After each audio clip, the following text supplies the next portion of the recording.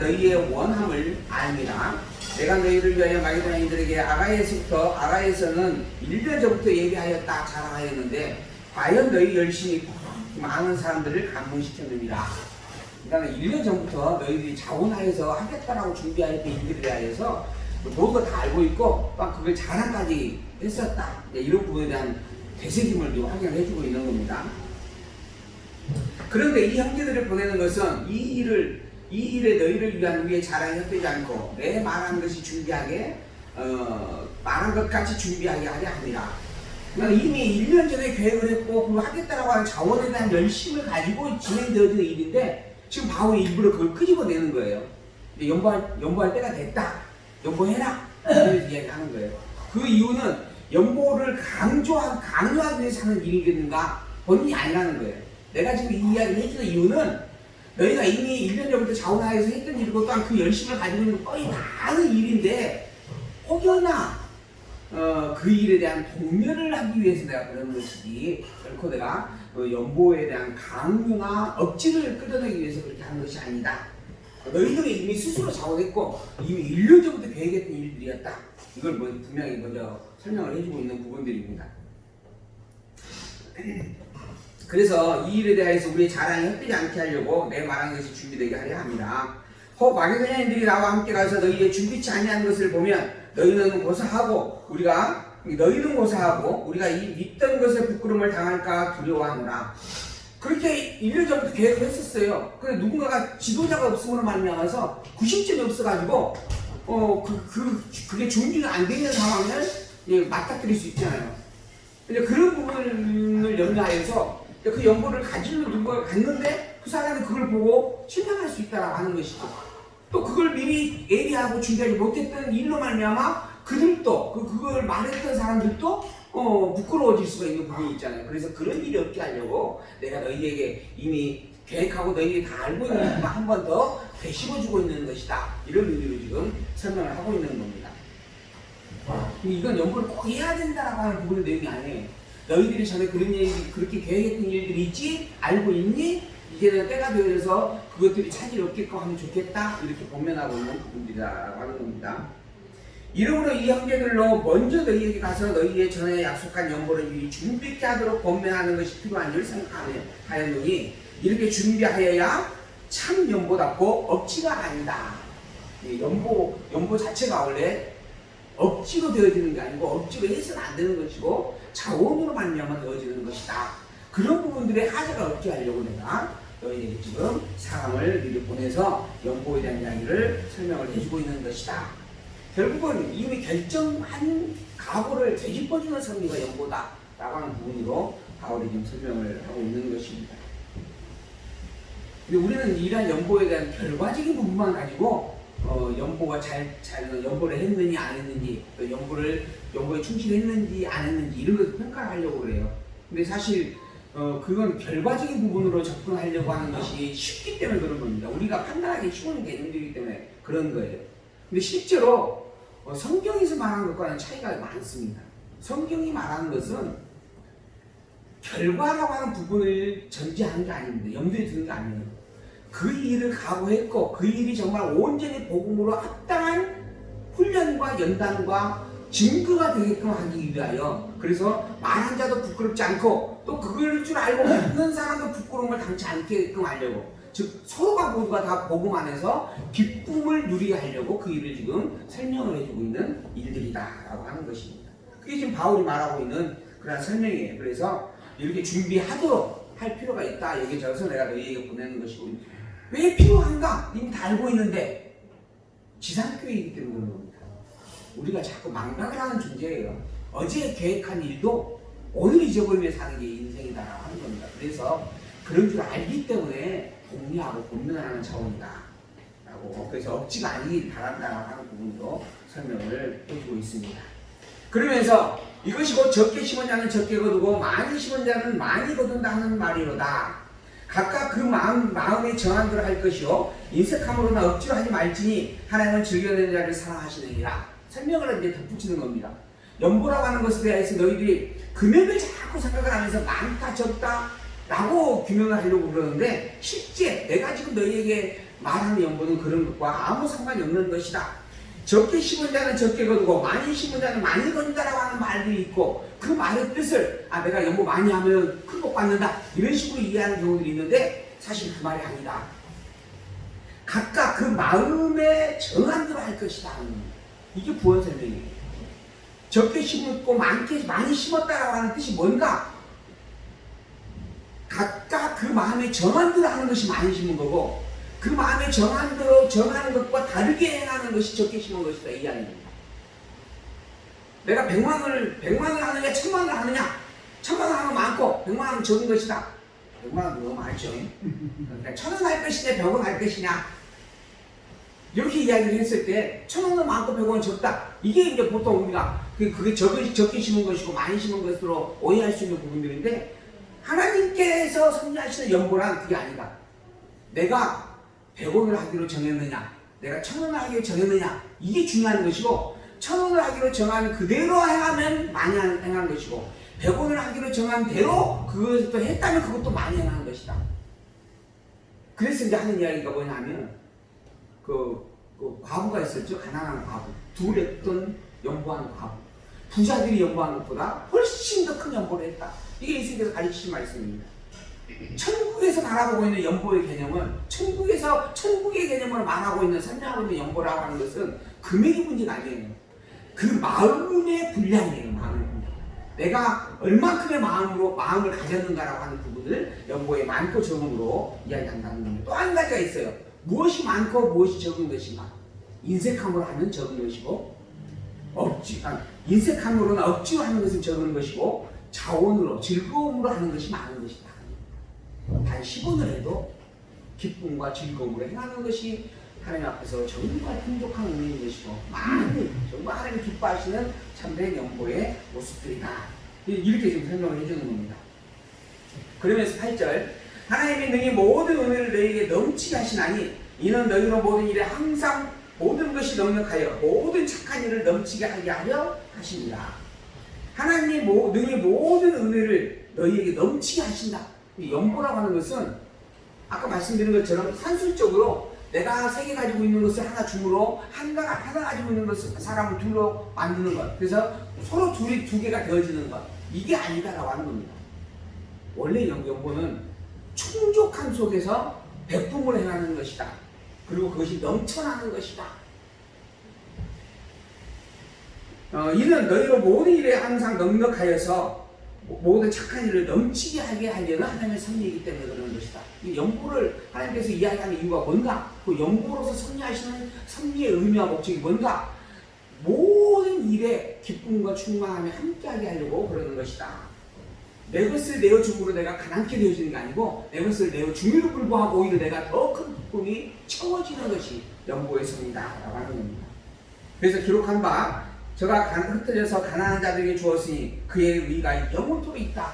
내 물질적으로는 적였을지라도 내 의로서는 넘쳐나게 있는 것이다. 이게 연보예요.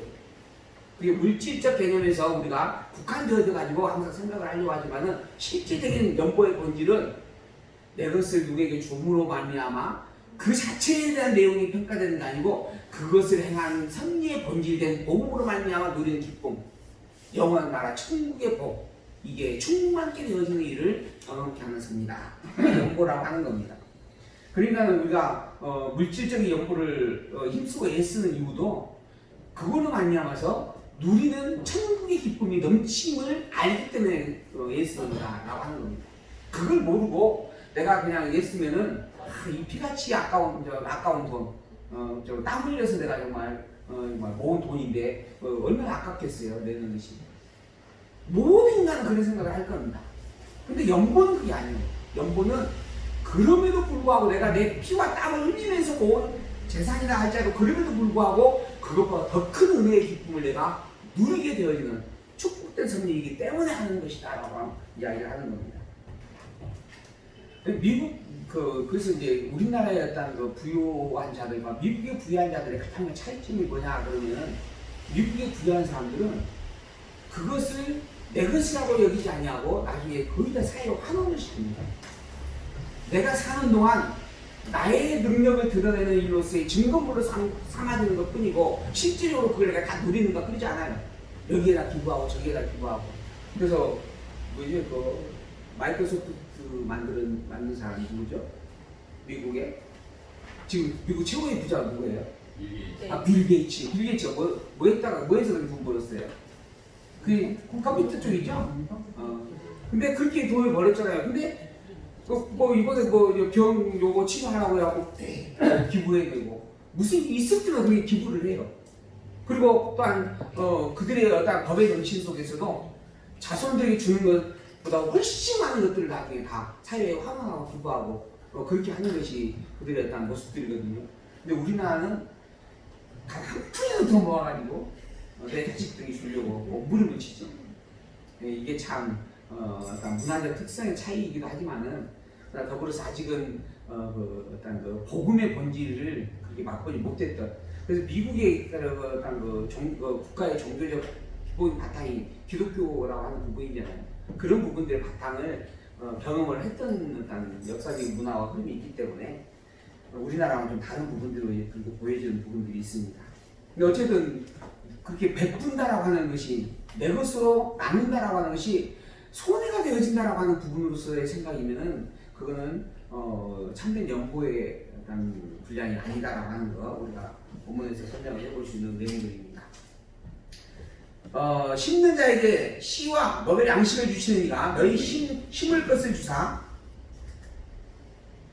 심는 자에게 씨와 먹을 양식을 주시는 이가 너희 심을 것을 주사 풍성하게 하시고 너희 의의 열매를 더하게 하시니. 이게 누구냐면 하나님이죠.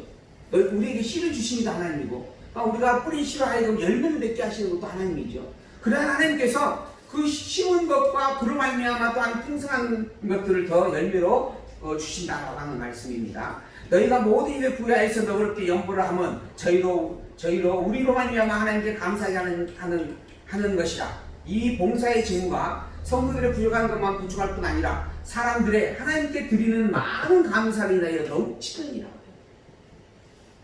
하나님께서 이러한 연보를 행하게 하시는 이유가 무엇인가? 이거 세상 것으로서는 산술적으로 부족해질 수 있는 일들일지라도 오히려 그거를 말미암아 하나님이 주시는 은혜의 복을 충만하게 받을 수 있는 선이기 때문에 하나님께서 연보를 섭리하게 하시는 것이다. 이야기를 그렇게 해주고 있는 말씀의 내용입니다. 연보라고 하는 것은 하면 할수록 기쁨이 넘친다라고 하는 부분이 공감되는 내용이지. 이 증거로 증거를 삼아 너희의 그리스도의 복음을 진실히 믿고 복종하는 것과 저희와 모든 사람을 섬기는 너희의 후한 연보를 인하여 하나님께 영광을 돌리고 또 저희가 너희를 위하여 간구하며 하나님의 너희에게 주신 지극한 은혜를 인하여 너희를 사모하느니라. 말할 수 없는 그의 은사를 인하여 하나님께 감사하노라. 이러한 연보의 섭리에 동참하는 이들을 바라보면서 모두가 다 기뻐하고 행복하다라고 하는 이야기를 표현하고 있는 말씀입니다. 이 직무로 증거를 삼아서 너희의 그리스도의 복음을 진실히 믿고 복종하는 것. 너희가 복음 안에 있다라고 하는 것을 너무 분명하게 아는 증거물이다 하는 겁니다. 이 복음 연보하는 그러한 일을 통하여서 살필 수 있는 하나의 증거, 확증되는 증거가 있다라고 하는 거죠. 그 증거가 바로 우리가 가지고 있는 복음이 그리스도의 복음이 참된 것이고 또 우리가 진정 올바르게 참 복음을 가지고 있다라고 하는 증거가 되어지는 섭니다. 그래서 그리스도의 복음을 진실히 믿고 복종하는 것이고 저희와 모든 사람을 섬기는 너희의 후한 연보를 인하여 하나님께 영광이 또한 돌려지는 섭리이고 더불어 그것을 하는 자는 기쁘지만은 그것을 통하여 받은 이가 그 일로 말미암아 또 하나님을 찬양하게 되어진다. 이게 연보의 확장성입니다. 연보로 말미암아 서로 공유할 수 있는 축복된 섭리들이에요. 연보하는 자는 이미 받은 은혜로 말미암아 기쁨으로 베푼 일인데 받은 자는 또 그것을 기쁨으로 감사하며 그 영광을 하나님께 돌리게 되는 섭리들이다. 그러한 섭리이기 때문에 연보는 교회가 사모할 수밖에 없는 것이고 또한 교회와 성도가 항상 하려고 애를 써야 마땅한 일들이다 라고 하는 그러한 내용들이죠. 그래서 그 말할 수 없는 그의 은혜를 인하여 하나님께 감사하게 되어지는 것이다 하면서 연보에 대한 강조, 연보에 대한 어떤 필요성을 강조를 해주고 있는 내용의 말씀입니다. 그리고 난 다음에 이어서 이제 그 염려이란 당부의 말씀들을 본문에서 설명을 해주고, 그리고 이제 그 연보가 가지고 있는 이러한 그 충족성에 대한 이야기를 아까 말씀드린 것처럼 만나의 섭리를 통해서 증거하고 있는 내용의 말씀들이 이어져 가게 되어집니다. 10장 1절에서 18절까지는 사도권에 대한 표현을 다시 한번 해줘요. 그게 지금 제가 고린도전서를 끝내고 난 다음에 고린도후서 시작하면서부터 반복되어 있던 일들을 다시 한번 확인하고 있는 섭리입니다. 고린도전서를 통해서는 고린도전서의 내용은 사실 교리적인 내용이 많습니다. 교리라고 하는 부분을 풀어 설명을 하면 기독교인으로서, 즉 교회와 성도된 자로서 생각해야 될 기본적인 것들에 대한 규명이에요. 부활은 어떠한 것인가? 또한 은사는 어떠한 것인가? 그 중에 사랑의 은사로 행하는 것은 무엇을 가리키는 것인가? 교회에 합당한 일치와 화합은 무엇인가? 이런 것들에 대한 내용들을 가르치고 있는 말씀들이 고린도 전체의 내용이에요. 그러니까 그걸 우리가 신학적인 내용을 정리하면 교리적 성격이 강하다라고 이야기할 수 있는 겁니다. 그런데 더불어서 그러한 내용을 다 가르치고 난 다음에 바울이 고린도후서를 다시 쓰면서 뭐라 하냐면, 내가 그렇게 고민했던 모든 것들은 다 복음의 증거들이었다라고 이야기합니다. 그리고 그게 복음이었다라고 하는, 복음의 참 진리다라고 하는 것에 대한 증명이 무엇이냐면 내가 사도이기 때문이다라고 하는 거죠. 내가 하나님으로부터 직접 부름을 받았고, 그 부름받은 사도의 직분은 오직 하나님의 말씀을 증거하는 종으로 부름받은 것이고, 그러므로 사도인 내가 사도로서 너에게 증거했던 모든 내용은 다 복음이었고, 이 복음은 진리다. 그러므로 내가 증거한 말 이외에 다른 것을 가르치는 자들이 있다면 그것은 거짓을 가르치는 일이다. 내가 너희에게 증거했던 예수의 그리스도 되심과 예수만이 그리스도라고 하는 것, 그리고 왜 예수님이 그리스도일 수밖에 없는가? 구약에 있는 모든 증거의 말씀들이 바로 예수의 그리스도이심을 증거하는 말씀이기 때문에 그러는 것이다. 이러한 구약과 신약 성경의 증거의 말씀을 통하여 결론적으로 맺고자 하는 하나님의 최종적 목적이 무엇인가? 하나님 당신이 여호와라고 하는 것에 대한 입증이다. 당신이 누구인지를 알려주는 계시의 성령이고, 그 하나님 당신의 전능하심과 절대 주권과 영원보변의 신실하심을 입증해주는 말씀들이고, 그로 말미암아 여호와의 이름을 가진 그 하나님만이 유일한 참 진리의 하나님을 선포하려는 것이 성경의 말씀이다. 그리고 그게 천국의 복음으로 우리에게 주어진 하나님의 말씀들이다. 이게 지금 바울이 이야기한 내용들이에요. 근데 이러한 내용들이 위에 다른 것을 가르치는 자, 즉 복음만 필요한 게 아니고 복음을 가졌다 할지라도 행위를 규명하기 위해서는 율법이 필요하다라고 이야기하는 자, 예수가 그리스도로서 우리의 모든 죄를 대속할지라도 그 대속이 온전한 것이 아니요 율법을 통하여서 제사를 드리고 제물을 잡아서 피 흘려 함께 드리는 것이 동반되어질 때 온전하게 되는 것이다 라고 또 율법과 복음을 짬뽕으로 만드는 일들, 이게 다 잘못되는 것이다 라고 하는 겁니다. 모세에게 준 율법은 대속주로 오실 그리스도를 보여주기 위한 맛배기입니다. 그래서 그것은 모형이었고 그림자였다. 그리고 모형과 그림자는 실체가 오면 더 이상 역할을 못하는 것이다. 필요가 없게 되는 것이다. 근데 우리는 실체를 가졌다. 그러니 더 이상 모세의 율법을 행위로 봐서는 안 된다. 모세의 율법의 행위를 가르치는 말씀도 아니었을 뿐더러 이제 그것을 행위로 바라본다라고 하는 것 자체는 참으로 미련하고 어리석은 것이고 거짓된 것이다. 그걸 가르치는 자들은 다 거짓 선생들이다. 이렇게 이야기를 하고 있는 말씀들이다라고 하는 거죠. 그걸 증거하는 증거의 변의 말씀으로 내가 사도다라고 하는 것에 대한 입증을 고린도후서 시작하면서부터 강조를 했었던 부분들인데, 이걸 다시 한번 표현을 해주게 되어집니다. 그리고 난 다음에 내가 사도임을 너희들이 너무 잘 아는데 그러면 너희들이 나를 사도로 용납할 수밖에 없고 용납해야 되지 않겠느냐 라고 당부를 합니다. 그러면서 생활로서 내가 사도였음에 대한 확증까지 바울이 증명을 해내는 그런 말씀들이 본문에 기록이 되어져 있는 내용입니다. 이 10장에서 11장까지의 말씀입니다. 자, 본문을 봅니다. 너희를 대하여 대면하면 겸비하고 떠나 있으면 담대한 나 바울은 이제 그리스도의 온유와 관용으로 친히 너희를 권하고, 또한 우리를 육체대로 행하는 자로 여기는 자들을 대하여 내가 담대히 대하려 하는 것 같이 너희와 함께 있을 때에 나로 하여금 이 담대한 태도로 대하지 않게 하기를 구하노라. 본문이 없어요. 그러니까 성경을 보셔야 됩니다. 너희를 대하여 대면하면 겸비하고 떠나 있으면 담대한 나 바울. 이게 무슨 말이냐면 얼굴이 맞대고 있었던 참 자상한 바울이었다.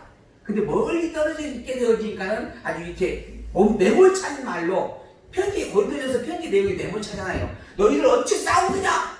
이 미련하고 어리석은 것들아 하는 거잖아요. 책망이잖아요. 그렇게 멀리 떨어져 있으니까 이런 또 강박한 표현의 말들 좀 하고 있다 라고 말하는 거짓 선생들이 고린도교에 있었다라고 하는 거죠. 그 사람들의 말을 인용하여서 그렇게 나를 이야기하건대 내가 이제는 그리스도의 온유와 관용으로 내가 너희에게 이야기를 하겠다라고 말하는 겁니다. 나에 대해서 그렇게 말하는 자들이 있는데 그런 내가 바울인 내가 이제는 그리스도 온유와 관용으로 너희에게 권면을 하겠다.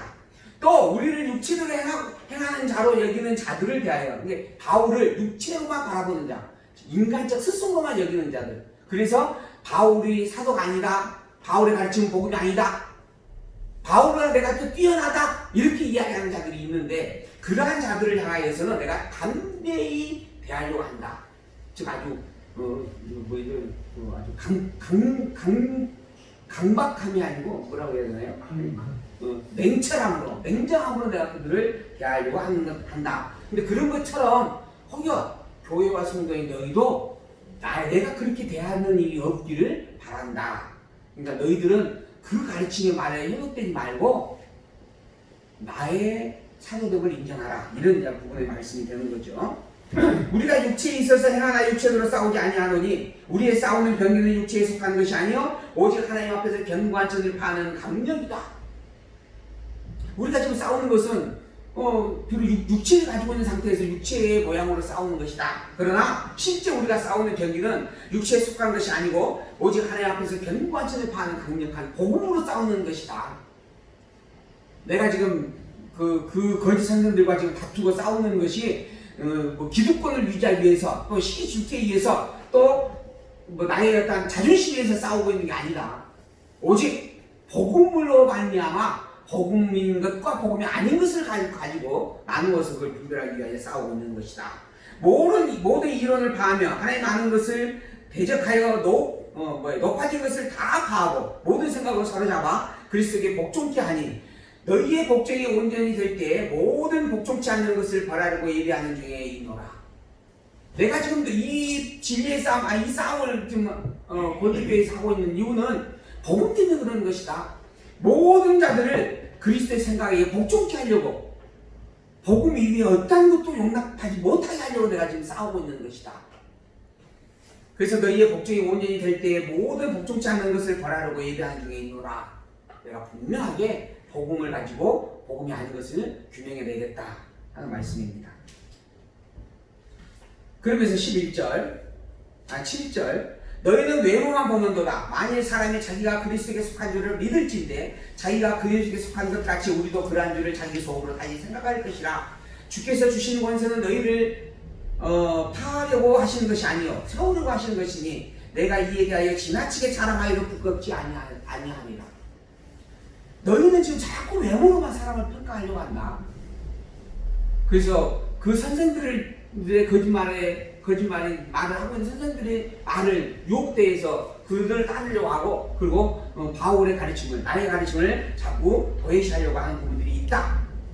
만일 사람이 자기가 그리스도에 속한 줄을 믿을진데 자기가 그리스도에 속한 것 같이 우리도 그러한 줄을 너희들도 믿고 인정하기를 바란다. 근데 너희들 안에 우리는 복음으로 말미암아 하나님의 백성이 된 교회이고 성도라고 하는 것을 그렇게 자꾸 말하려고 하는 자가 있는데 그걸 인정하려고 한다면 더불어서 나도 그리스도의 증인이었다라고 하는 사실, 내가 사도였다라고 하는 사실을 다시 한번 생각하고 인정해 주라. 주께서 주신 권세는 너희를 파하려고 하시는 것이 아니고 세우려고 하시는 것이다. 그리스도께서 나에게 사도의 직분을 주신 것은 너희에게 이렇게 자꾸 책망하고 그래서 교회가 아니니까 떠나버려라 이렇게 말하려고 주시는 것이 아니고 교회와 성도 된 너희들에게 교회와 성도로서 합당한 복음이 무엇인지를 새겨주게 하려고 그래서 교회를 바로 세우게 하려고 주신 직분이었다. 내가 이에 대하여 지나치게 자랑하여 부끄러운 것이 아무것도 없다.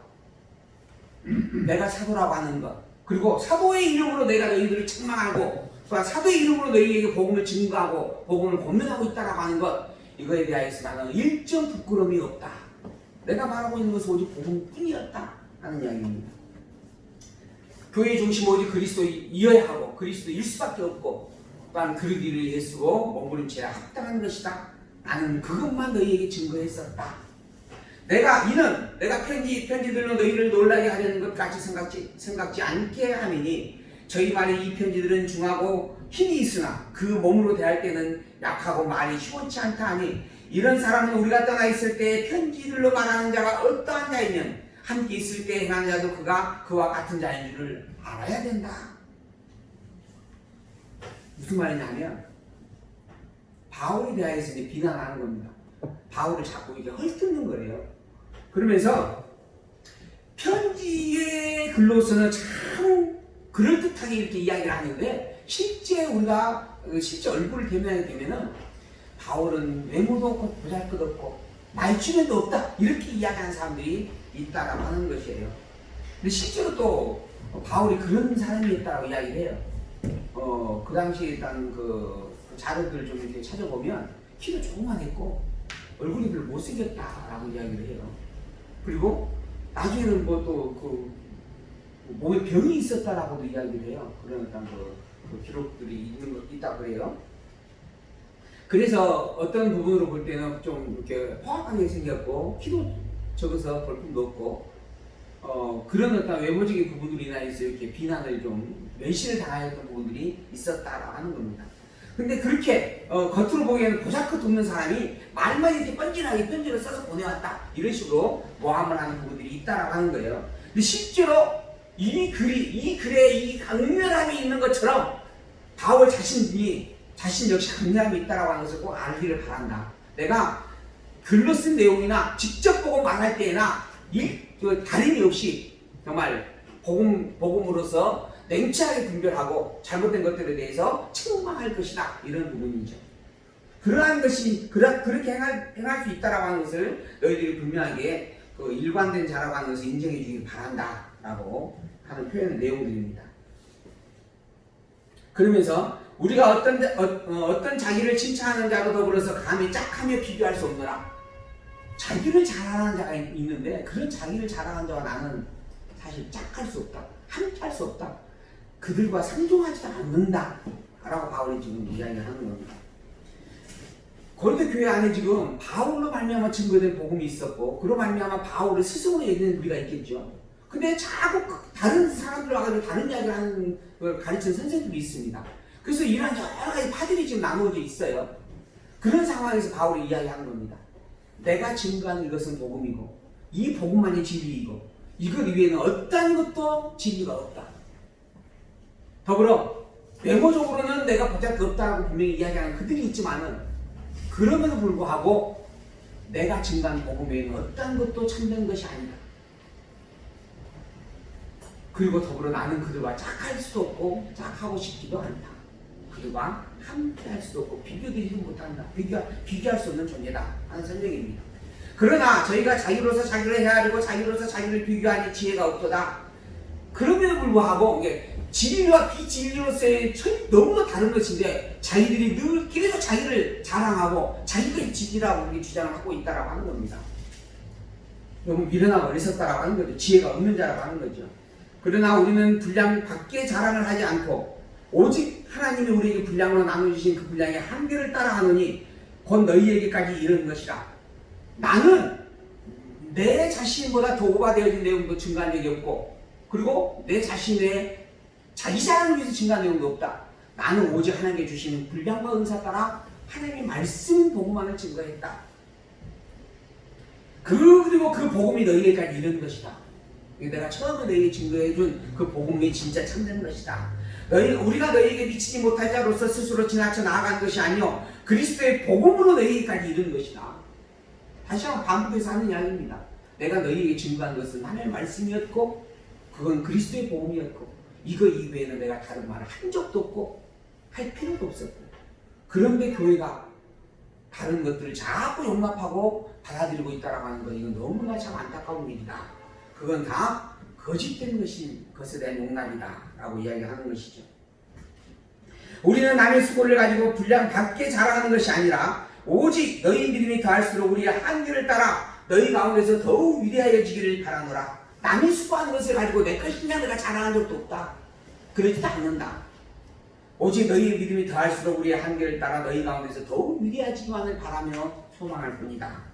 이는 남의 한계 안에 예비한 것으로 자랑하지 아니하고 너희 지경을 넘어 복음을 전하려 합니다.